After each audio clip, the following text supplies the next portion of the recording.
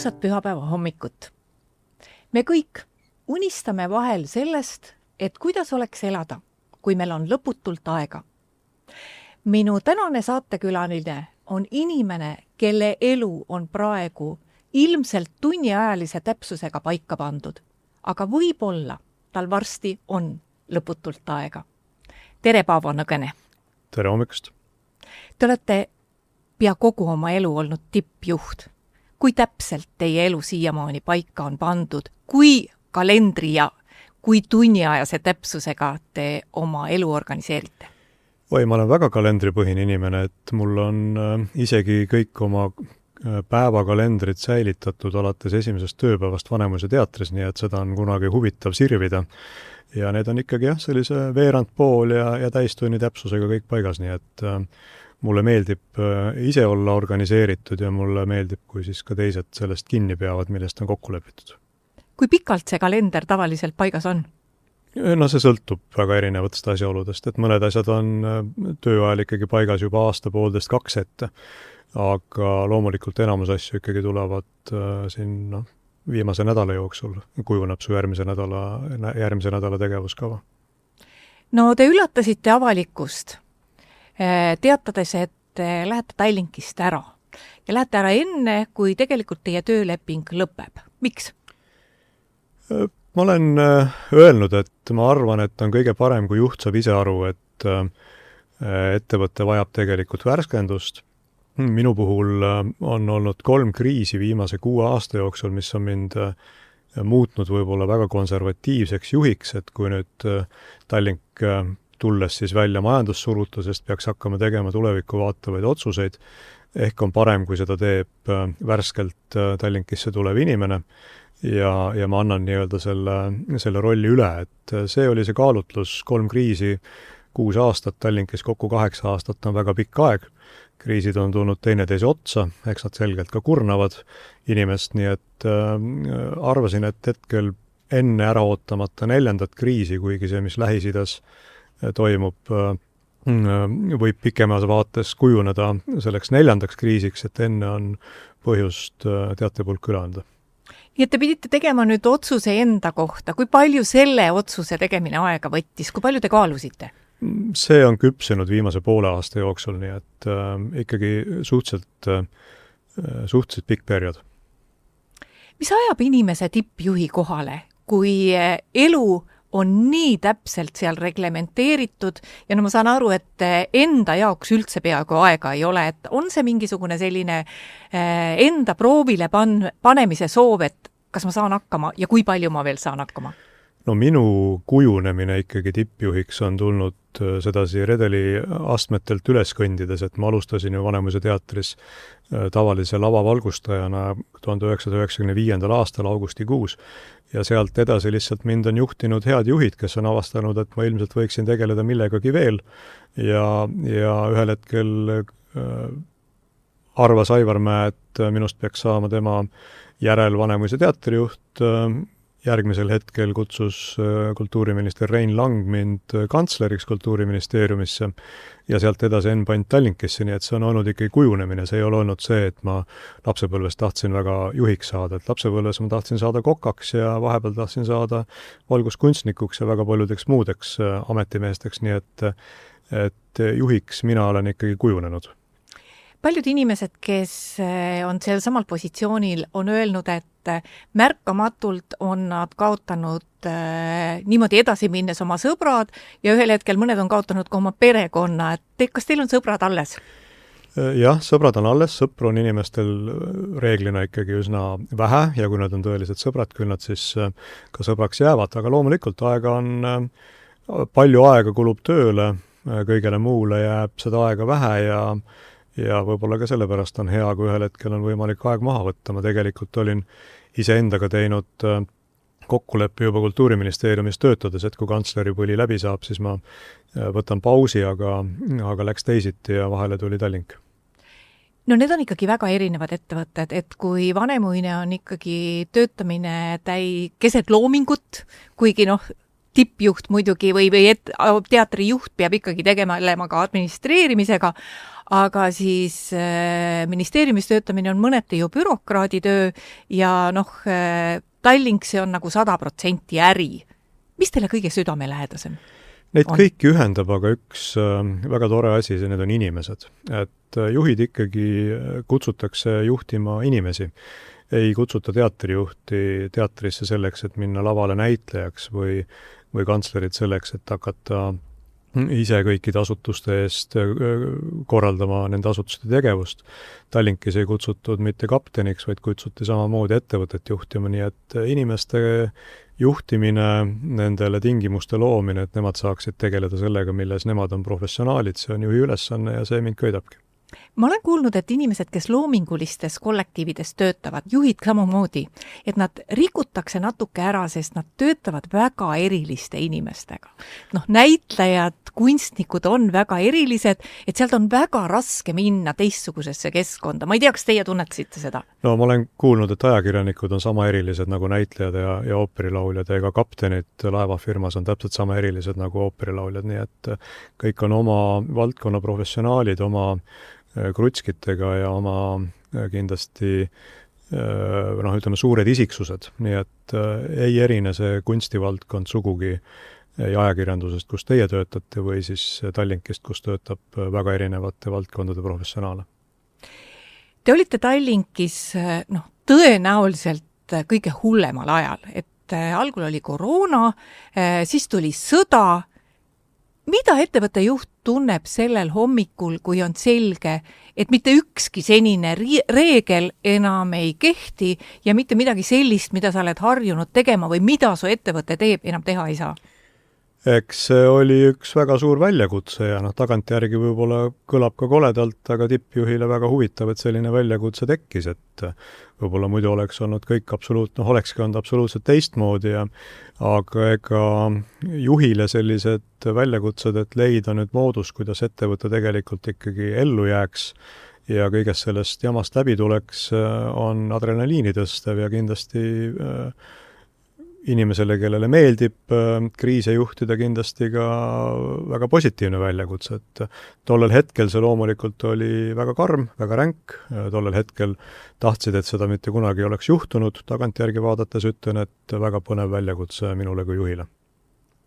Ei tulnud üldse selliseid hetki, et aga võib-olla ettevõte ei saagi enam eksisteerida, sest kui sulle öeldakse, et kui sa vead lihtsalt reisilaeval reisijaid ja ühel hetkel keegi enam kusagile sõita ei tohi, see tundub täielik pimedus, täielik tupiktee. Kindlasti oli selliseid hetki, aga seda enam sa võtsid ennast kokku, et leida lahendused, kuidas nendest hetkedest välja tulla, et Tallinkis töötas COVID-i-eelselt ligi 7500 inimest.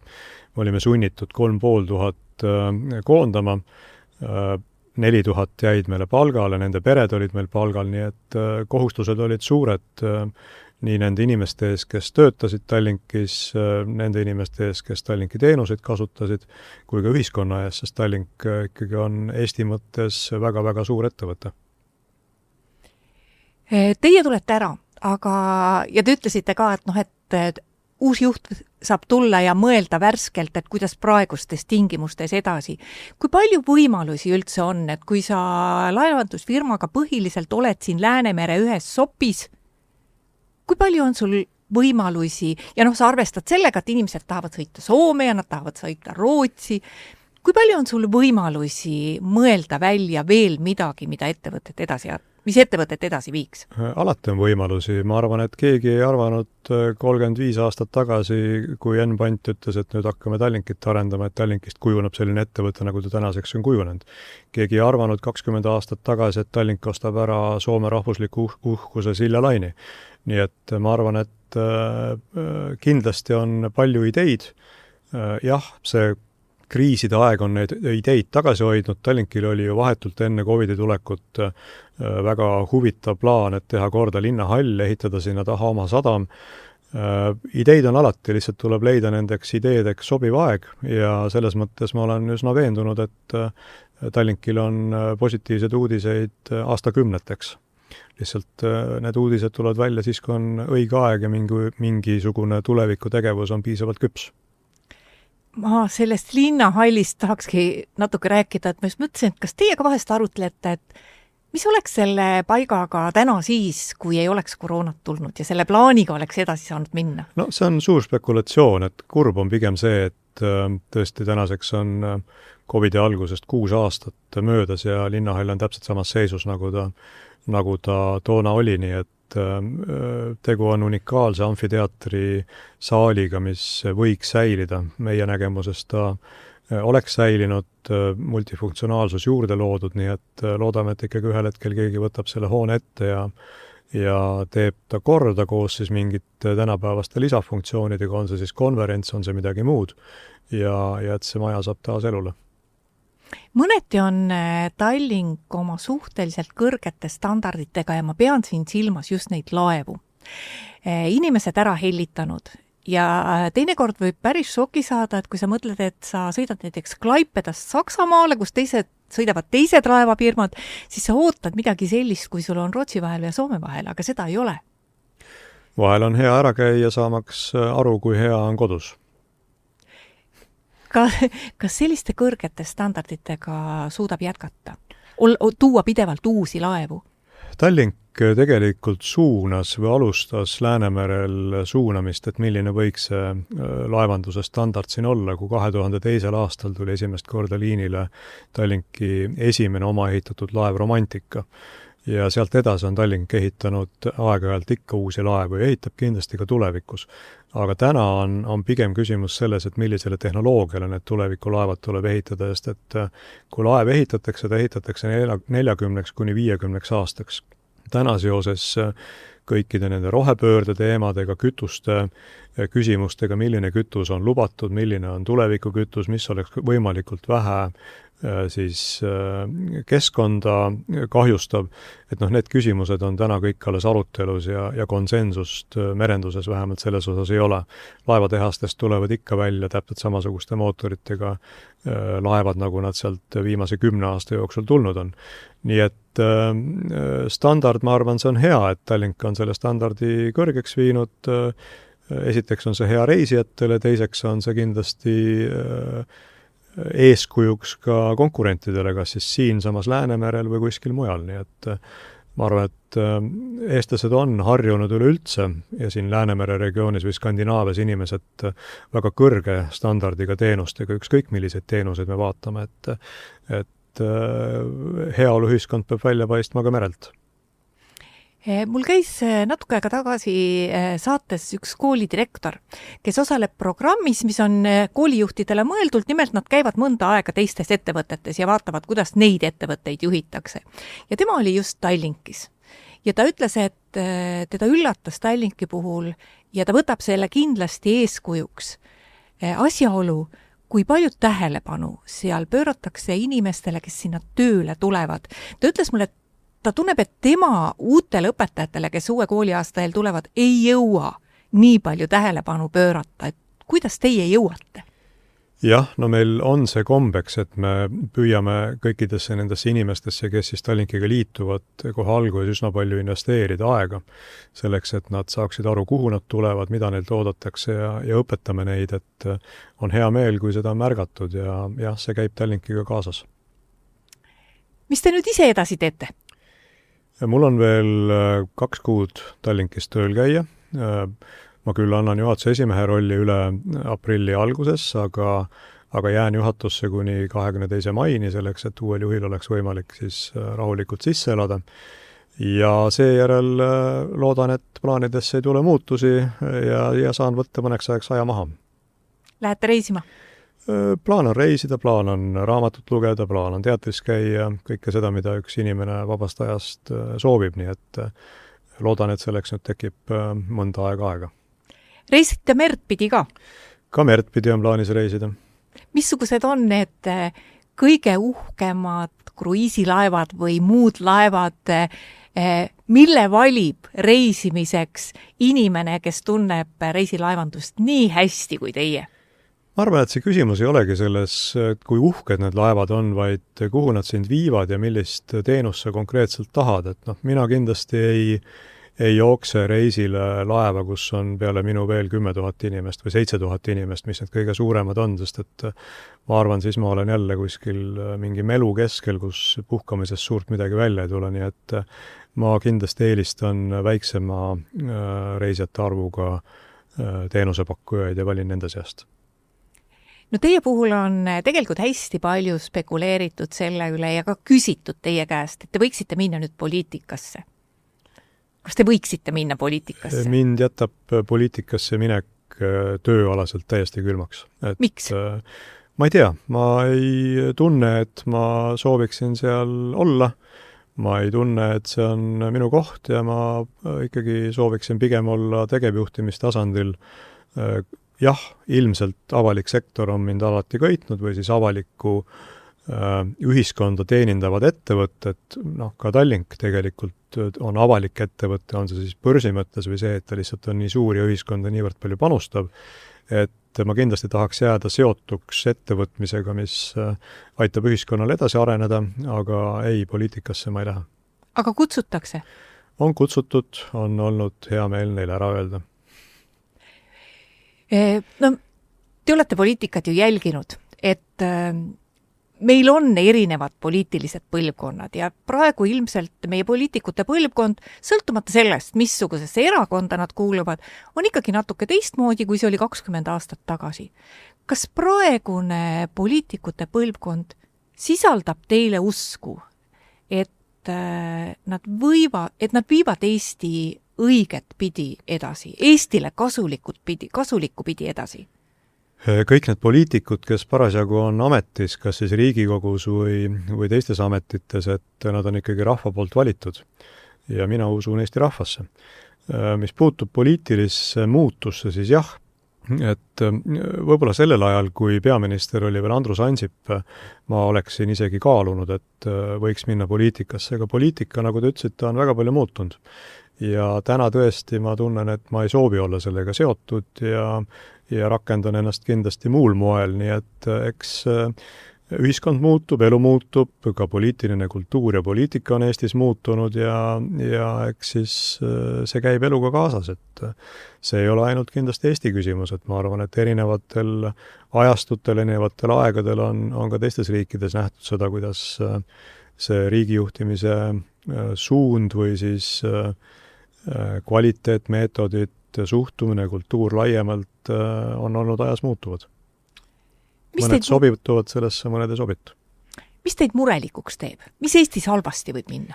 Esiteks ma arvan, et Eestis on läinud viimase 35 aasta jooksul ikkagi erakordselt hästi.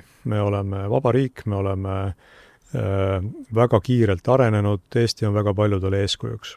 Ma arvan, et seda nuttu ja hala, et nüüd kohe peaks midagi jälle väga halvasti minema, ei tuleks tõsiselt võtta, et eestlased on olnud väga tublid oma riigi ülesehitamisel, oma riigi arendamisel peale seda, kui taasiseseisvunuks saime ja selle üle, ma arvan, võiks iga eestlane uhkust tunda, ka need, kes võib-olla kriitiliselt sellesse suhtuvad, mis tehtud on.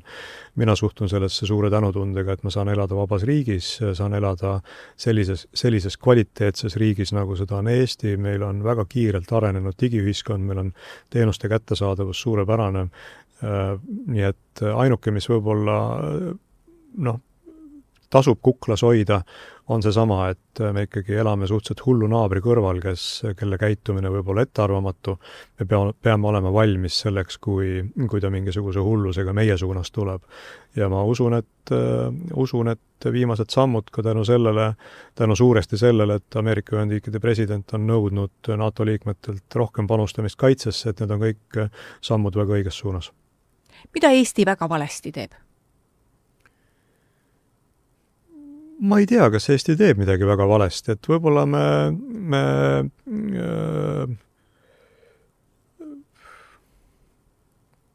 natuke nagu tahame ise seda kuidagi üle võimendada, et meil on midagi tohutult valesti. Et päeva lõpuks ju kõik need asjad, mis me teeme või kuhu me oleme jõudnud või kuidas me jõuame, need on meie enda tehtud. Iga inimene kujundab Eesti tulevikku, et see ei ole nii, et nemad seal kuskil midagi tegid, vaid kõik meie. Et see on ainult meie enda tehtud. Ka poliitikud on meie enda valitud, seda tuleb alati meeles pidada. Kui meile näiteks mõni ei meeldi, siis see on inimeste enda valik ja sellega demokraatlikus riigis tasub leppida ja tuleb leppida. Kui te nüüd maikuus sellel hommikul, kui te enam ei pea jooksma kusagile ja kohvi joote, siis ja mõtlete oma päevale, kus ei olegi kalendris mitte midagi, siis kas te olete juba mõelnud sellele, et kui kaua selline puhkusel või selline vaba olek teile üldse sobib? Et millal see teid ära tüütab? Ei ole aimugi, ma ei ole üldiselt väga hea puhkaja olnud, aga lähen huviga sellele vastu. Kindlasti jään väga aktiivselt kursis hoidma ennast, mis Eestis toimub, läbi ajakirjandusväljaannete, mida ma igapäevaselt olen aastakümneid lugenud, vaadanud, olen huvitunud, nii et see, kuidas Eestis kas siis ühiskondlikus elus, mida tehakse, mida poliitilises valdkonnas tehakse, sellega ma kindlasti kavatsen ennast väga hästi kursis hoida ja kui midagi kuskil vastukarva on, siis kindlasti ka sõna sekka öelda, nii et selles mõttes ma jään kindlasti ühiskondlikus elus aktiivseks, mitte ei kao täielikult kuskile liivaranda peitu. No teil tegelikult on ka natuke vara veel kusagile peiti kaduda, sest te olete päris noor. Mul ongi aeg-ajalt tunne, et võib-olla, te nimetasite seda eelmist poliitikute põlvkonda ja Andrus Ansipit, et võib-olla meil Eestis inimesed kaovadki äkki liiga noorelt ära, et see puudutab nii poliitikuid, kes tegelikult oma vanuse tõttu võiksid tipp-poliitikas veel edasi olla, aga see puudutab mõneti ka ettevõtjaid, et suhteliselt noorelt hakatakse juba rääkima sellest, et ma annan oma ettevõtte lastele üle, ja siis pärast, ma olen oma mõne naabri pealt näinud, ei oskagi oma päevaga inimene enam midagi ette võtta, et mul küll viimati vestlesin Urmas Sõõrumaaga, kes ütles, et ei, tema kavatseb küll lõpuni välja olla, aga et äkki me nagu kuidagi kujundamegi arvamust, et liiga vara peaksid inimesed minema kas poliitikast või ettevõtlusest koju puhkama. Mina kindlasti ära ei kavatse kaduda ja kindlasti arvan, et kui natuke on patareisid laetud, siis küll tuleb mingi uus huvitav väljakutse, mida saab jälle elus edasi teha. Ja ma väga palju ei ole täheldanud, et inimesed kaovad tegelikult liiga noorelt ära, et Eesti on liiga väike riik selleks, et inimesed saaksid noorelt ära kaduda ja kui me rääksime siin ennem Andrus Ansipist, tema on ikkagi täna juba ametlikult täiesti pensionieas, nii et inimene on väga palju rassinud ja tööd teinud ja väga hästi seda teinud, et eks tal on ka õigus ühel hetkel minna ja olla vanaisa, nagu ta ise on öelnud, nii et ma ei tahaks öelda, et Eestis on liiga palju neid inimesi, kes võib-olla on noorelt, kellel on elu võimaldanud noorelt ära kaduda, nii et ja mina kindlasti seda ei tee. Paavo Nõgene, aitäh, et leidsite aega praegu veel kiirel ajal selleks jutuajamiseks. Aitäh! Ja aitäh kõigile, kes meid vaatasid ning ilusat pühapäeva!